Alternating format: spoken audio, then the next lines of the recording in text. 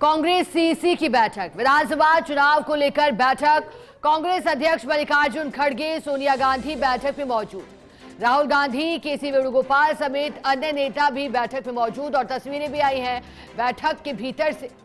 दरअसल मंथन किया जा रहा है। इलेक्शन कमीशन ने पीसी कर महाराष्ट्र और झारखंड में चुनावी तारीखों का ऐलान किया है।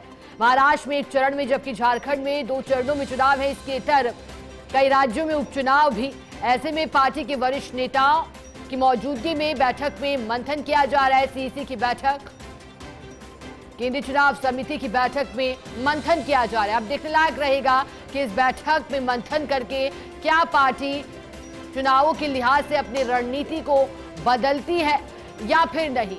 क्योंकि हरियाणा चुनाव के नतीजों से भी सबक लेने के बाद पार्टी अपनी रणनीति में कुछ बदलाव कर सकती है। क्योंकि जिस तरह से पार्टी ने ऑब्जर्वर्स को लेकर के फैसला लिया है, ऐसा नजर आता है कि इस बार वरिष्ठ चेहरों पर पार्टी भरोसा जता रही है। और ऐसे में जब टिकटों का वितरण किया जाएगा तो पार्टी क्या फैसले लेती है वो भी देखना दिलचस्प होगा। कांग्रेस अध्यक्ष मल्लिकार्जुन खड़गे, सोनिया गांधी, राहुल गांधी बैठक में, अन्य नेता भी मौजूद हैं और पार्टी की ओर से क्या तैयारी की जाती है चुनाव के मद्देनजर वो देखना दिलचस्प होगा। लेकिन चर्चा हो रही है कि पार्टी इस बार लोकसभा चुनाव के नतीजों से जितना उत्साहित दिखाई दे रही थी उसका असर जब हरियाणा के नतीजे आए नहीं दिखाई दिया। तो क्या कमी रही, इस पर भी विधानसभा चुनाव को लेकर बैठक में मंथन हो रहा होगा और पार्टी अब क्या नया एक्शन प्लान लाती है चुनावी तैयारियों के लिहाज से वो भी देखना अहम रहेगा। तस्वीरें बैठक की, हालांकि अब लगातार इस तरह की बैठकों का दौर चलेगा। नतीजे आने से पहले पार्टी का पूरा फोकस है उम्मीदवारों के नामों का चयन और उसमें कोई गलती दोहराना पार्टी नहीं चाहती है। एक तरफ विनेबिलिटी है, दूसरी तरफ समीकरणों को भी साधना होगा, क्षेत्रीय और जातिगत समीकरणों का ख्याल रखना होगा। ज्यादा जानकारी देने के लिए डेली न्यूज एडिटर अदिति नागर हमारे साथ जुड़ गई हैं। अदिति, सीसी की बैठक, क्या लगता है पार्टी हरियाणा के चुनाव के नतीजों के आने के बाद अपनी रणनीति को बदलेगी? क्योंकि वहां लगातार शुरुआती दौर से कहा गया संगठन मजबूत किया जाएगा पर अंत तक दिखाई नहीं दिया। यहां क्या लगता है अदिति? केंद्रीय चुनाव समिति की बैठक है, ये बैठक केंद्रीय कार्यालय में हो रही है। देखिए, ये कहीं ना कहीं जाहिर तौर पे सीईसी की बैठक होनी थी क्योंकि 20 नवंबर को चुनाव है और नॉमिनेशन की तारीखें पहुंचने वाली हैं और प्रत्याशी चाहे फिर महाराष्ट्र के हों, उपचुनाव की बात कर लें या झारखंड की, ये नाम जल्द अनाउंस होंगे। लेकिन भारतीय जनता पार्टी ने 68 सीटों पर झारखंड पे चुनाव लड़ना है तो 66 सीटों पर प्रत्याशी अनाउंस कर दी है। दूसरा, 99 सीटें महाराष्ट्र की अनाउंस कर दी है। अलायंस को लेकर लगभग सब कुछ तय हो चुका है। तो ये कहीं ना कहीं कांग्रेस के ऊपर ये प्रेशर भी है कि एक तरफ अलायंस की बैठकें चल रही हैं महाराष्ट्र में, कुछ सोल्यूशन नहीं निकल रहा है, उद्धव ठाकरे ने नाना पटोले से बात करनी बंद कर दी है। वहीं दूसरी तरफ झारखंड को लेकर जेएमएम के साथ अलायंस और किन सीटों पर प्रत्याशी उतार रहे हैं। और तीसरी बात है राजस्थान को लेकर, आज ही गोविंद सिंह डोटासरा का ये बयान आया है कि वो अलायंस नहीं करेंगे। ये बात अलग है कि राजकुमार राउत, अगर हम बाप पार्टी की बात करें, वो अपने प्रत्याशी उतार चुके हैं। ऐसे में इन 7 सीटों पर प्रत्याशी उतारने को लेकर भी तो मैं आपको ये कह सकती हूँ सीसी की बैठक के बाद जल्द ही पहली लिस्ट आएगी। और ये रिक्वायरमेंट इसलिए भी है, नीड ऑफ एन आवर इसलिए भी है कि भारतीय जनता पार्टी प्रत्याशी पहले अनाउंस करके ये दिखा चुकी है कि भाजपा चुनाव के लिए तैयार है।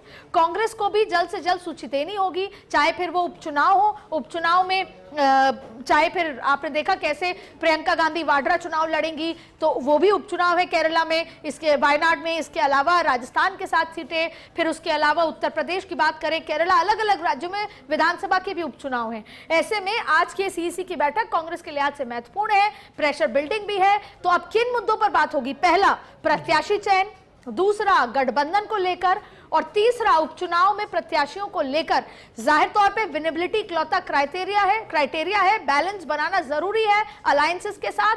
और चर्चा होगी कि नाना पटोले, उद्धव ठाकरे, संजय राउत के बीच में कैसे चीजें ठीक ठाक हों।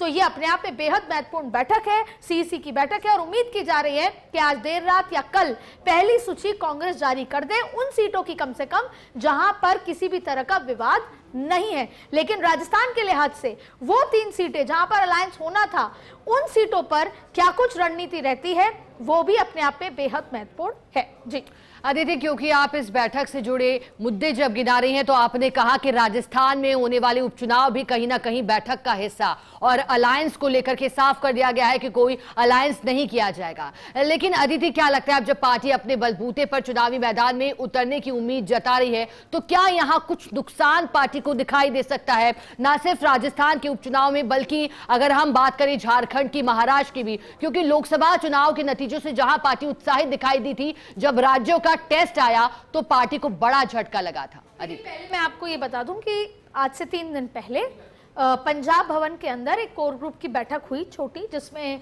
गोविंद सिंह डोटासरा मौजूद रहे, रंधावा मौजूद रहे, उनके साथ साथ लीडर ऑफ ऑपोजिशन मौजूद रहे टीकाराम जूली, और उन सब में ये चर्चा हुई कि तीनों परिवारों को, जैसे रामगढ़, देखिए 7 सीटें हैं, 3 पे अलायंस को लेकर अभी चीजें क्लियर नहीं है, बची 5 सीटें, अगर बात करें 4 सीटें, उन 4 में से 3 सीटों पर परिवार से दिया जाएगा, ओला परिवार से दिया जाएगा, रामगढ़ में अलग जो इमोशनल जाहिर तौर पे फैक्टर है जुबैर, उनके परिवार से दिया जाएगा। इस तरह की स्थिति है, तो ऐसी रणनीति सब कुछ तैयार हो चुकी है, आला कमान को वो सौंप दिया है। लेकिन ये माना जा रहा है कि आज की सीईसी में महाराष्ट्र और झारखंड को लेकर ज्यादा विस्तार से चर्चा होगी। अब बात यह है कि किस तरीके से सबको, अलायंस को साथ लेना, इंडिपेंडेंट्स, बागी, नाराज, और टिकट विनेबिलिटी के आधार पर किसकी कटती है, किसको टिकट दी जाती है, इसके साथ साथ अलायंस जो जैसे कि उद्धव ठाकरे, एनसीपी, अब आप देखिए विभद्र की बात करें तो वो इलाका है जहां पर भारतीय जनता पार्टी खुद को मजबूत मानती है,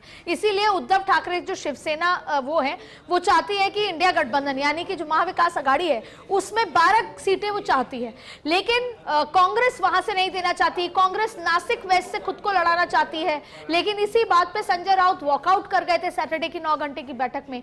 तो ऐसे बहुत सारे मसले हैं जिस पर चर्चा करनी जरूरी है। असल में मसला ये है कि कांग्रेस किसी न किसी स्थिति में अलायंस के साथ सरकार में रहना चाहती है, क्योंकि चाहे फिर राजस्थान के उपचुनाव हो, चाहे महाराष्ट्र के चुनाव हो, चाहे झारखंड के चुनाव हो, अगर इन तीनों में ही कांग्रेस का प्रदर्शन अच्छा नहीं होगा तो सीधा सीधा राहुल गांधी के नेतृत्व पर सवाल उठेंगे, क्योंकि राहुल गांधी हाल ही में लीडर ऑफ ऑपोजिशन बने हैं 2024 के बाद, और कांग्रेस के मंसूबे बहुत ज्यादा मजबूत थे हरियाणा चुनाव के नतीजों से पहले। ऐसे में कांग्रेस के लिए परफॉर्मेंस प्रेशर भी है और अलायंस प्रेशर भी है। इन सभी को कैसे बैलेंस करती है कांग्रेस? और फिर हाल ही में राजस्थान में 11 सीटें हराई थी कांग्रेस ने, ऐसे में इस 7 सीटों पर क्या नतीजे होते हैं, वो कांग्रेस के आगामी भविष्य, कांग्रेस के कार्यकर्ताओं का मनोबल, ये सब कुछ तय करने वाले हैं। इसलिए कांग्रेस का ये मंथन सोनिया गांधी, राहुल गांधी के सामने अपने आप में बेहद महत्वपूर्ण है, मल्लिकार्जुन खड़गे की अध्यक्षता में बेहद महत्वपूर्ण है। और प्रत्याशी, विनेबिलिटी, जीतने वाले उम्मीदवार और अलायंस के साथ हाथ से हाथ जोड़कर आगे चलना, क्योंकि भारत जोड़ो यात्रा राहुल गांधी ने निकाली है, अलायंस को जोड़कर कैसे रखते हैं, ये चुनौती अभी पार नहीं पाई है कांग्रेस ने। ये देखना होगा कि ऐसे चाहे महाराष्ट्र हो, चाहे जेएमएम के साथ झारखंड में हो, किस तरीके से भारतीय जनता पार्टी आगे बढ़ती है। बिल्कुल अदिति, देखने लायक रहेगा कि आखिर इस बैठक के बाद पार्टी क्या विचार करती है, और जब टिकटों का वितरण किया जाता है तो पार्टी की क्या रणनीति दिखाई देती है। शुक्रिया अदिति, आपका साथ जुड़ने के लिए, जानकारी के लिए।